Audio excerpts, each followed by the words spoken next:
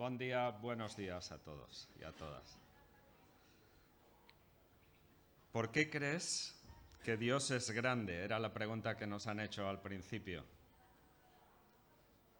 Seguramente tendremos muchas respuestas, pero a mí me ha llamado la atención que quizás el motivo que me demuestra que Dios es grande es porque Él se hizo pequeño. Normalmente los hombres tenemos la tendencia, hombres y mujeres, a hacernos grandes cuando somos pequeños. Pero solo hay un Dios que se ha hecho pequeño siendo grande. Pero la historia está llena de hombres y mujeres que se han hecho dioses, pero solo un Dios que se ha hecho hombre. Y ese es Jesús. Está en nuestra naturaleza el hacernos grandes, el pensar de nosotros en grandeza, buscar la grandeza. Y eso viene de nuestro principio, diríamos, casi genético. Allí en el jardín del Edén, en el capítulo 3, cuando Adán y Eva fueron tentados, la propuesta del diablo para ellos es: si desobedecéis a Dios, seréis como Dios.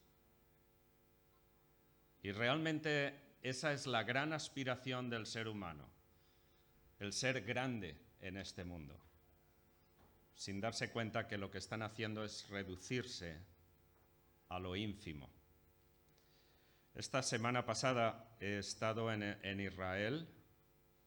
Fue una semana, 8 días enteros, y mi propósito era visitar algunos lugares concretos, pero también tener un tiempo de reflexión. Era como un sabático para mí, ¿no? Confrontarme con Jesús con algunos aspectos de mi propia vida y también arreglar algunas cuentas con Él. Estuve en lo que se llama el Herodión. Fue una fortaleza que construyó Herodes. Está muy cerca de Belén, donde nació Jesús. Y Belén está muy cerca de Jerusalén. Es muy curioso que Jesús nace en Belén y cuando Él nace le ponen en un pesebre. Pero es en Belén donde los pastores recibieron el mensaje de que había nacido el Mesías. Muy curioso de que Herodes, con su fortaleza, estaba como a unos 8 kilómetros de Belén, en su fortaleza. Pero Herodes es idumeo, y Herodes es descendiente de Saúl, y Herodes se hizo rey de Israel. Pero el verdadero rey de Israel nace no en una fortaleza, sino en un pesebre. Y es más, es en Belén donde los pastores cuidaban a las ovejas que iban a ser sacrificadas en Jerusalén, en el templo. Cada día cientos de ovejas eran sacrificadas en el templo de Jerusalén, cada día. Y es curioso que Jesús nace en Belén y es puesto en un pesebre. Y Juan el Bautista diría de él: he ahí el Cordero de Dios que quita el pecado del mundo. Conocer todos esos aspectos y verlos en la historia es impresionante. Es realmente percibir realidades de la esencia de la naturaleza de Jesús. La muerte de Jesús, como hoy hemos estado recordando, demuestra de que Él fue un verdadero hombre, no fue una invención ni una mitología, sino un hombre de carne y huesos. Y la resurrección de Jesús demuestra de que Él fue verdadero Dios, porque cumplió lo que dijo.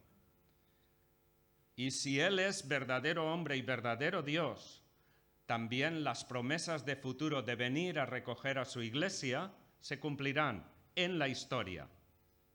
no es una filosofía. Nosotros como iglesia debemos de vivir a la luz de esa venida de Jesús, cuando Cristo recogerá su iglesia. Y cada día debe ser un evento de caminar con Él. No podemos conformarnos simplemente con una asistencia religiosa. Lo que queremos es caminar con Él día a día. No nos podemos conformar solamente con venir a la iglesia. Debemos ser iglesia cada día. Estemos donde estemos, en el trabajo, debe ser nuestro ADN, nuestra propia identidad, nuestra forma de ser, nuestra forma de comportarnos. Y sin embargo, todos nosotros, empezando por mí, todos tenemos nuestros déficits, nuestras deficiencias. No alcanzamos quizás la medida que deberíamos de alcanzar. Pero lo importante no es amargarnos o simplemente caer en la pasividad de decir, bueno, es imposible. Lo importante es que aprendamos a seguir adelante y aplicar nuestra propia voluntad para seguir al Maestro. Sé que estáis tratando en estos últimos meses o semanas el tema del fruto del Espíritu Santo y las disciplinas. Entonces, lo que quiero es reflexionar sobre el aspecto de la disciplina del propio Jesús, cómo vivió Él esa disciplina y cuál es el fruto que Él produjo. Porque Él debe ser nuestro referente, nuestro único referente, debe ser nuestro modelo. Así que vamos a leer en el texto que escribió el autor en Hebreos, capítulo 5, y vamos a leer del versículo 7 hasta el versículo 9. Dice ahí el autor: y Cristo en los días de su carne, ofreciendo ruegos y súplicas con gran clamor y lágrimas, al que le podía librar de la muerte, fue oído a causa de su temor reverente. Y aunque era hijo, por lo que padeció, aprendió obediencia. Y habiendo sido perfeccionado, vino a ser autor de eterna salvación para todos los que le obedecen. Y fue declarado por Dios sumo sacerdote según el orden de Melquisedec. El contexto, pues, en el que consideramos este texto es en ese contexto de disciplinas, las disciplinas espirituales y a la vez el fruto del Espíritu Santo.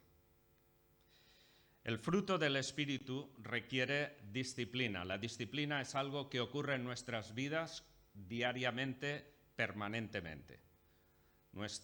El concepto de disciplina es algo que tiene que ver con el funcionamiento y con el desarrollo de la propia persona o de las instituciones en las cuales nos movemos. La disciplina es salud y sanidad. La disciplina nos protege de elementos nocivos que nos rodean en la vida, sea en nuestro propio cuerpo o también en las relaciones personales. Pensemos por un momento, disciplina en el deporte. ¿Por qué los deportistas necesitan hacer una disciplina constante? Evidentemente porque tienen que estar preparados para alcanzar unos objetivos. Si no preparan bien su cuerpo, evidentemente no van a poder alcanzarlos. La disciplina es algo que está incorporado en nuestro propio cuerpo. Pensemos por un momento todos los sistemas integrados que existen en nuestro cuerpo. Cómo todos ellos ejercen una disciplina. No es igual que lo del agua.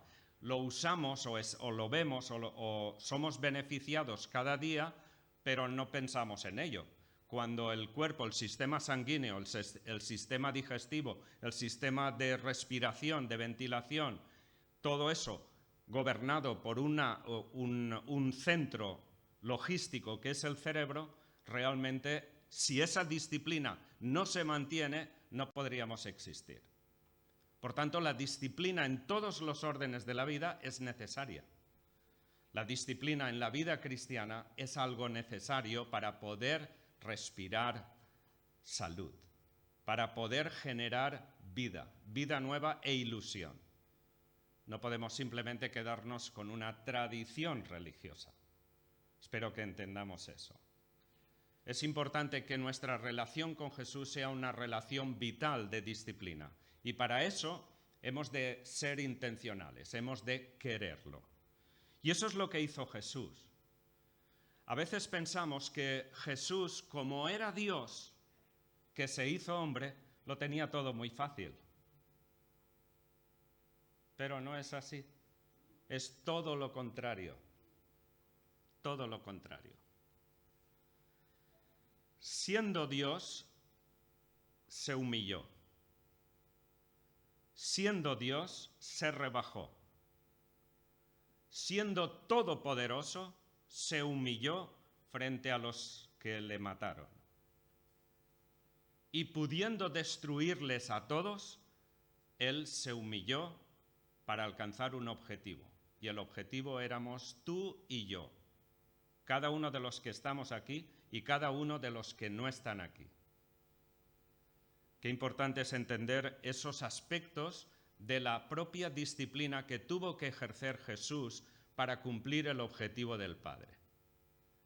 Y lo mismo el Padre, porque cuando el famoso texto de Juan 3:16 nos dice, de tal manera amó Dios al mundo que dio a su Hijo.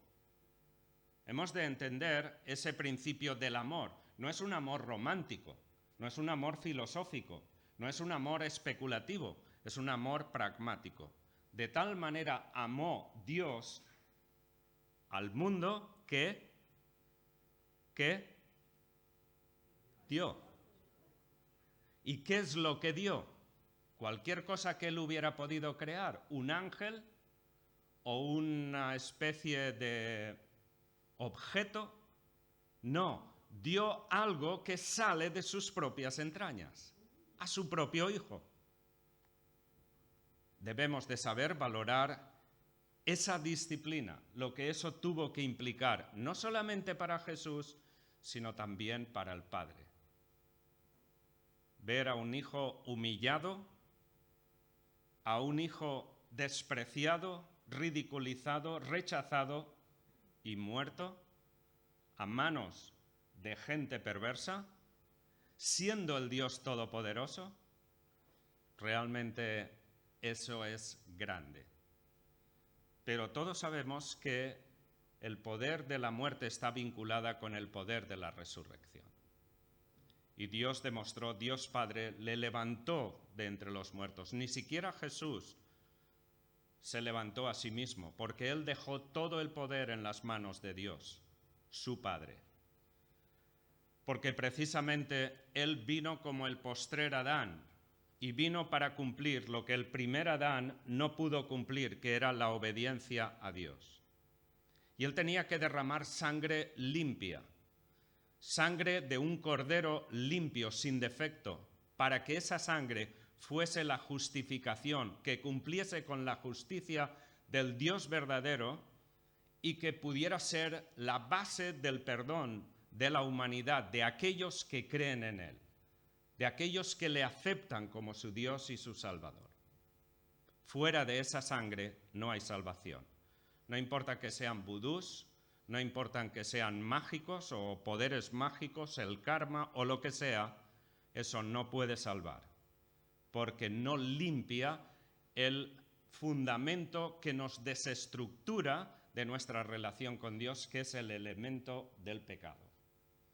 Solo la sangre de Jesús puede crear una rotura del poder de la muerte para llevarnos a la presencia de Dios. Y ahora notad lo que dice en el versículo 7. Dice, y Cristo en los días de su carne, ofreciendo ruegos y súplicas con gran clamor y lágrimas, al que le podía librar de la muerte, fue oído a causa de su amor reverente, de su temor reverente. En los días de su carne es un término que implica que hay un antes y un después. Los días de su carne era una experiencia nueva para Jesús. No perdamos eso de vista. Él es preexistente. En el principio, Él ya estaba, en el principio de la creación. Y sin Él, nada de lo que ha sido creado fue creado. Él es coeterno con el Padre. Por tanto, su experiencia en la carne es una experiencia nueva para Jesús. Una experiencia limitativa para Él, porque Él siempre ha sido soberano en todos los aspectos como el Padre y como el Espíritu Santo. Pero cuando Él acepta ser engendrado en hombre, en primer lugar, tal como nos dice Pablo en Filipenses capítulo 2, haya en vosotros el mismo sentir que hubo en Cristo Jesús, el cual, siendo igual a Dios, no lo asumió como cosa a la que aferrarse, sino que se despojó a sí mismo para hacerse hombre, y estando en la condición de hombre, sufrió la muerte. O sea, notad ahí que tenemos 3 humillaciones. En primer lugar, la humillación de hacerse hombre. Nosotros teníamos un loro en nuestra casa que yo le regalé a mi esposa cuando hicimos el 40 aniversario. Y era un loro muy agresivo que compré aquí en las Ramblas. Y la verdad es que yo compré el loro pues para que hablase, pero el loro no hablaba, lo único que hacía era gruñir. Yo me pasaba horas o minutos acercándome al loro, intentando convencerle de que yo no quería hacerle daño, que quería ser su amigo, que estaba en mi casa y que lo que quería era alimentarle, cuidarle, tratarle bien y hacernos amigos y luego poder hablar. Pero no hubo manera. Cada vez que ponía la mano dentro, me picaba, me hacía daño, me hacía sangre. Y la verdad es que era imposible tener una relación con este loro. Y yo pensé, yo creo que la única forma de convencerle es si yo pudiera hacerme un loro. Porque entonces le hablaría con el mismo lenguaje y le convencería de que yo quiero ser su amigo, no quiero ser su enemigo. Claro, estos loros han sido atrapados en Amazonas o en cualquier sitio, en algún lugar. Les han hecho mucho daño. ¿Quién? Hombres, supuestamente. Les han atrapado de su hábitat natural, les han puesto en jaulas, les han llevado en viaje, les han traído aquí, luego veterinarios les hicieron daño, etc. O sea, algo que nunca experimentaron. Claro, yo intento ahora convencerle de que quiero ser su amigo, pero no lo consigo. La cuestión es, ¿quiero yo hacerme un loro? La respuesta es no, porque eso sería una humillación para mí. ¿Qué crees que sería para Dios, siendo Dios, humillarse y venir como un hombre con todas las limitaciones? Pensar por un momento, Él nunca en la eternidad había experimentado el hambre, el dolor, el sufrimiento, el rechazo, el frío, nada. Su existencia como hombre era algo que Él mismo tenía que aprender. Sus 30 primeros años, Él pasó esos años aprendiendo acerca de la experiencia humana. Y es por eso que Él pudo contestar a los fariseos muchas veces cuando le acusaban de hacer sanidad en sábado. Y Él había observado que los mismos fariseos que decían eso eran los que promovían que si tu burro o tu asno o tu animal cae en un pozo en sábado, tienes el derecho de sacarlo. Habían hecho la ley para sus propios intereses. Y cosas así en las que Jesús observó cómo los fariseos interpretaban las Escrituras malamente, cómo usaban las Escrituras para su propio provecho. Y es en ese sentido que nos damos cuenta de que Jesús tuvo que aprender en la experiencia humana. Cuando dice Pablo que él se despojó a sí mismo, no es que dejó de ser Dios, sino que él dejó el uso de sus atributos mientras estuvo en la tierra. Y lo hizo porque el primer Adán falló en la obediencia. El postrer Adán tenía que demostrar que era candidato para subir a la cruz. Tenía que demostrar que iba a cumplir lo que el primer Adán no pudo cumplir, la obediencia al Padre. Por tanto, Jesús tenía que someter su propia voluntad en todo para el Padre. En muchos casos Jesús dice esa afirmación: el Padre mayor es que yo. Yo no hago nada por mí mismo, sino solo aquello que veo en la presencia de mi Padre. Es importante que entendamos eso porque es la gran humillación de Jesús. Se humilla para dejar el uso de sus atributos y luego se humilla para que le maten. 3 humillaciones. Entonces, cuando dice ahí en los días de su carne, fijaos que dice ofreciendo ruegos, súplicas con gran clamor y lágrimas al que le podía librar de la muerte. Él sabía que venía a morir, pero cuando él se encuentra en esa situación de carne, de persona, se da cuenta lo difícil que es el sufrimiento físico. Y él hace ruegos, como lo hizo en Getsemaní, donde lágrimas o sudores o gotas de sudor caían como si fueran de sangre, por la expectativa de todo lo que le iba a ocurrir. Pero fijaos que dice que fue oído a causa de su temor reverente. Fue oído, pero no liberado. Fue oído, pero no liberado. ¿Cuántas veces nosotros, ante nuestras situaciones y problemáticas personales, oramos a Dios por cuestiones concretas? Y la verdad es que parece que Dios no nos oye porque no hay una respuesta según lo que nosotros pedimos. No debemos dudar de que Dios no ha dejado de oírnos. Podemos ser oídos, pero Dios no necesariamente nos va a librar. Eso queda dentro de su voluntad. En algunas ocasiones sí, en otras no. Pero en el caso de Jesús, él rogaba por eso, como dijo en Getsemaní: Padre, si puede ser que pase de mí esta copa, pero no se haga mi voluntad sino la tuya. Es una cuestión de disciplina, es una cuestión de fruto. El verdadero fruto de la salvación se consiguió no simplemente por un hecho mecánico, sino por un sufrimiento. Realmente Jesús pedía liberación de, si era posible, de esa muerte. Pero realmente no era posible. Nuestra salvación, la salvación del ser humano, no es posible si no muere una persona inocente que derrame su sangre para justicia y justificación de los seres humanos.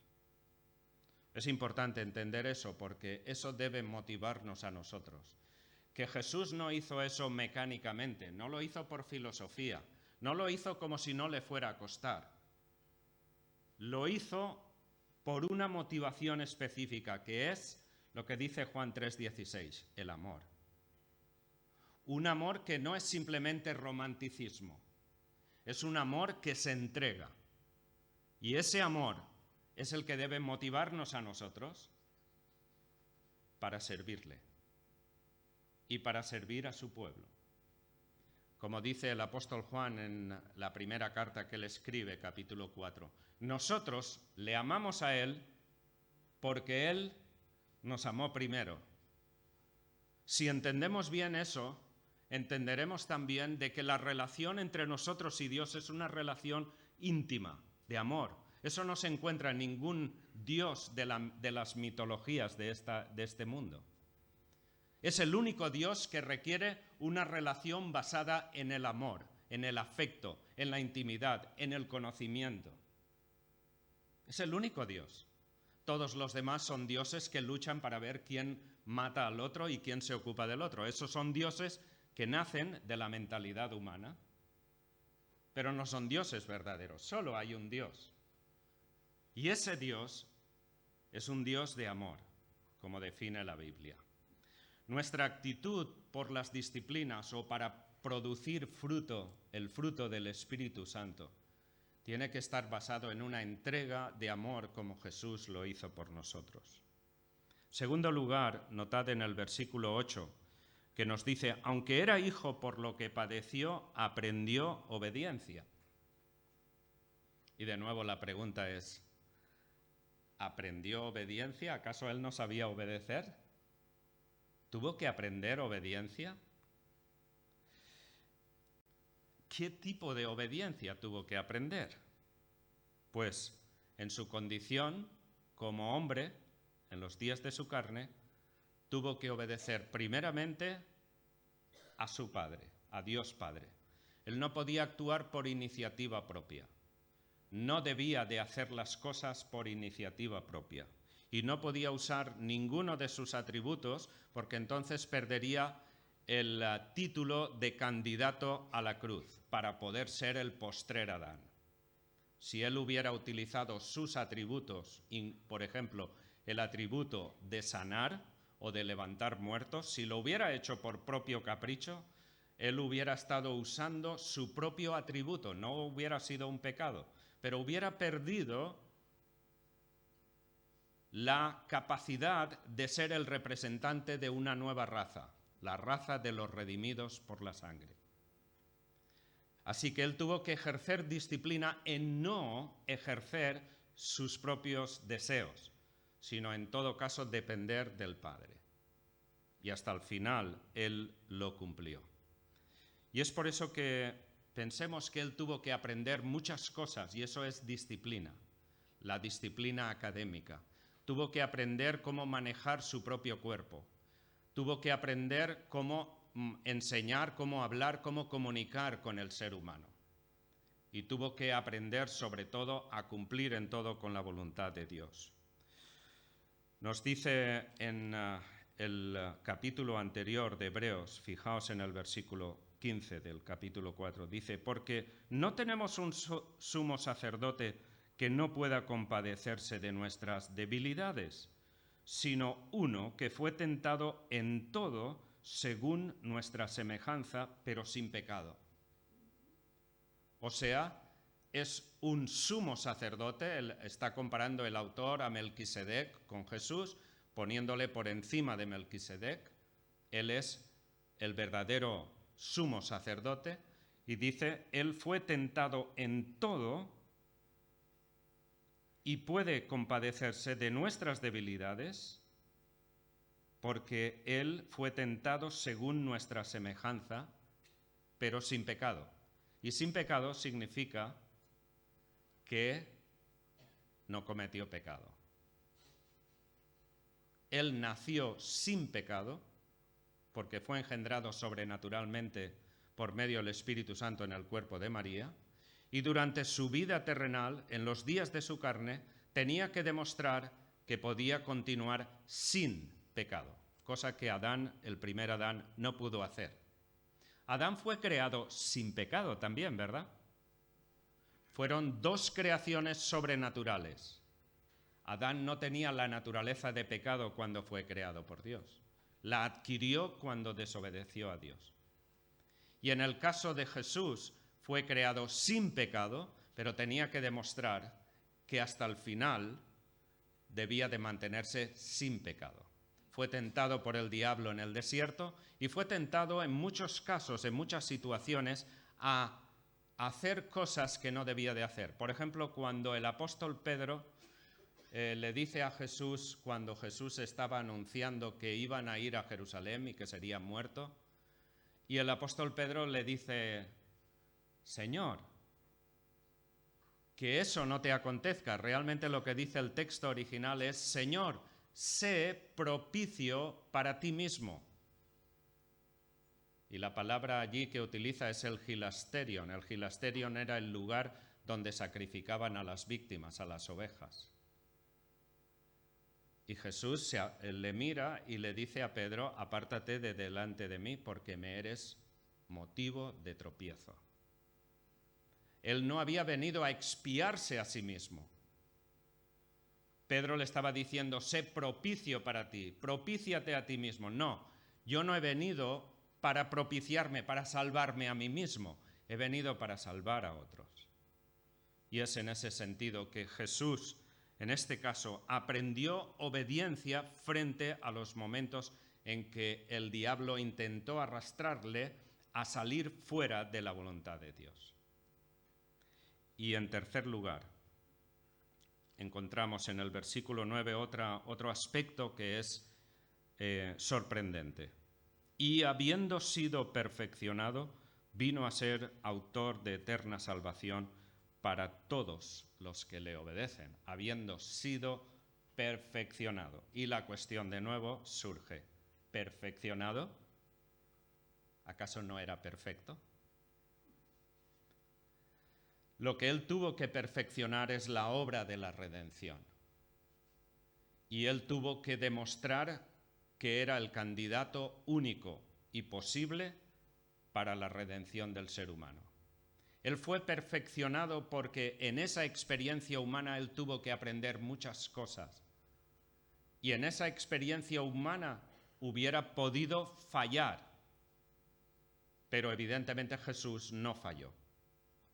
Evidentemente Jesús se mantuvo firme al propósito que Dios Padre le había encomendado.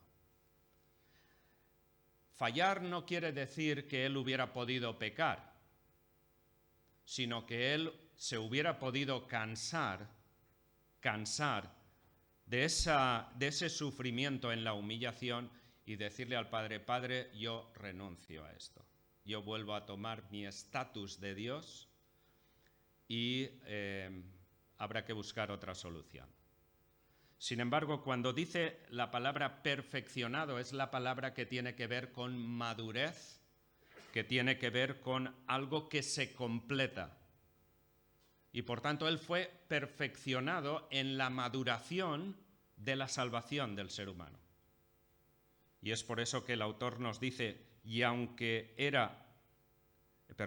habiendo sido perfeccionado, vino a ser autor de eterna salvación. Él perfeccionó la obra de la redención. Él cumplió a rajatabla el plan que había establecido Dios su Padre. Y es muy importante que entendamos ese aspecto.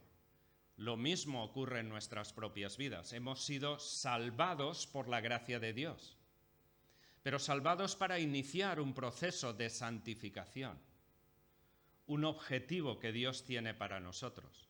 Es por eso que cuando Pablo en Romanos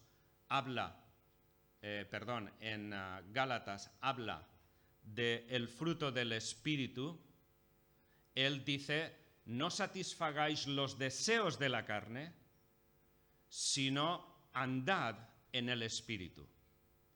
Porque los deseos de la carne luchan contra el Espíritu. ¿Para qué? Para que no hagáis lo que quisierais. Y por tanto Pablo lo que está planteando ahí como un imperativo es que como cristianos debemos de entender que el fruto del Espíritu no viene como el maná. Es una responsabilidad que tenemos. Yo soy el que tiene que andar en el Espíritu, buscar eso. Si yo no hago nada y solo digo, Señor, guíame, enséñame para andar en el Espíritu, no estoy realmente cumpliendo mi función, no estoy siendo perfeccionado.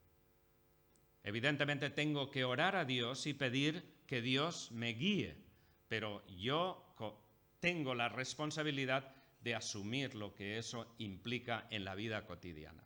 Soy responsable de andar en el Espíritu. Por eso Jesús perfeccionó, porque Él anduvo en la voluntad del Padre y cumplió, y por tanto llegó a la cruz siendo perfecto. El candidato único y posible para derramar su sangre y redimirnos de la condenación eterna. Qué importante es que entendamos eso, porque nuestra vida es una vida de disciplina, querramos o no.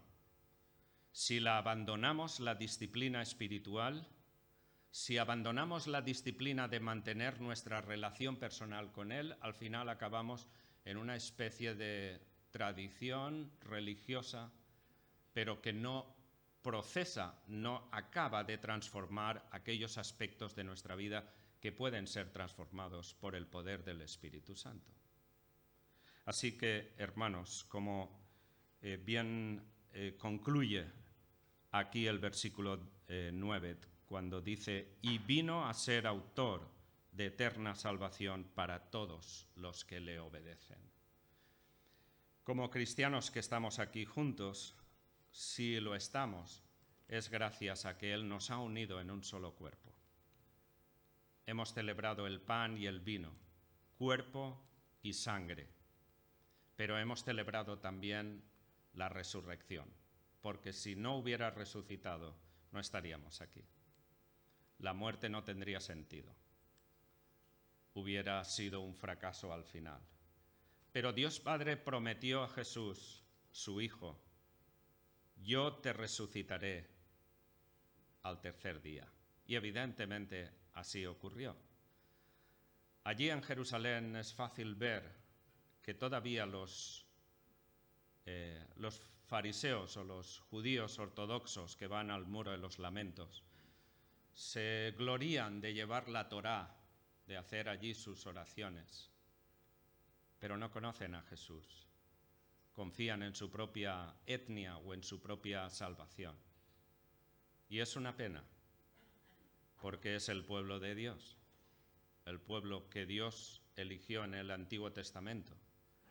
Pero en realidad ellos necesitan abrir su corazón. Dice el autor mismo de Hebreos, para terminar, en el capítulo 12, en el versículo 3, considerad aquel que sufrió tal condición de pecadores contra sí mismo, para que vuestro ánimo no se canse hasta desmayar.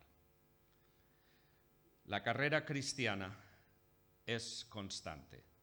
Vivimos en un mundo que nos subyuga en muchos aspectos, nos influencia, pero constantemente tenemos que mirar a nuestro Dios, a Jesús, y cada día recobrar nueva ilusión de caminar con Él en el sitio, en el trabajo, en la familia, estemos donde estemos.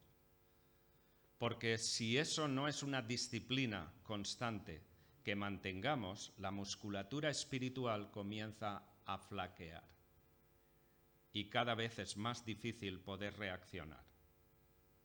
Es importante que entendamos ese principio de la disciplina. En la medida que ejercemos nuestra musculatura física, pues podremos jugar a nuestros deportes, movernos o lo que sea. En la medida que lo vamos perdiendo, perdemos facultades físicas. Pero igualmente hay que ejercitar la musculatura espiritual. El hecho de comunicar, de hablar, de escuchar, de tener nuestro tiempo personal con nuestro Dios y estar dispuesto a servir también en la iglesia. Concluyo. Cuando vengamos los domingos, venimos como cuerpo de Cristo. Venimos aquí y podemos venir con la actitud de sentarnos, escuchar, ver la música, cantar y luego irnos. Nos podemos relacionar con aquella gente que conocemos.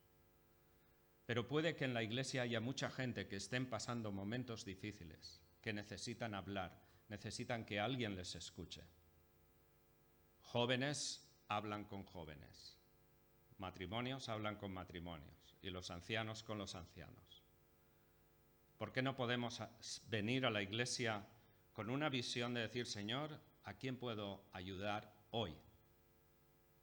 Y saludar a una persona joven, a una persona mayor que no conoces, preguntarle quién es, qué hace, cómo está. Cosas que comunican y que crean comunidad.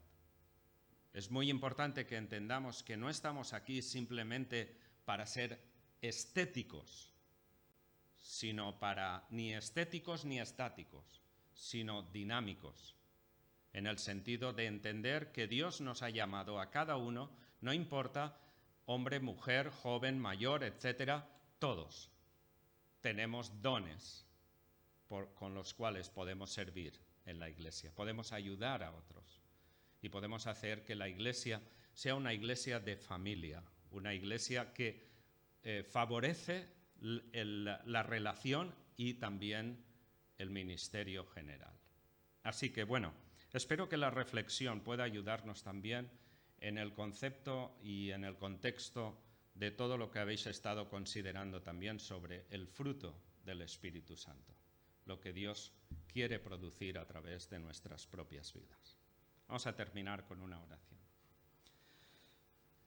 Padre, gracias por este tiempo aquí juntamente con mis hermanos, gracias por sus vidas y juntamente queremos rogarte, Señor, que tú nos guíes a entender el gran sacrificio de la muerte y la resurrección para rescatarnos. Es un privilegio y queremos darte gracias, Señor.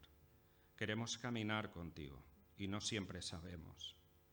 Queremos disfrutar de tu presencia y no siempre sabemos hacerlo. Por eso rogamos que abras los ojos de nuestro entendimiento, que podamos entender tu voluntad para cada uno de nosotros. En el nombre de Jesús. Amén.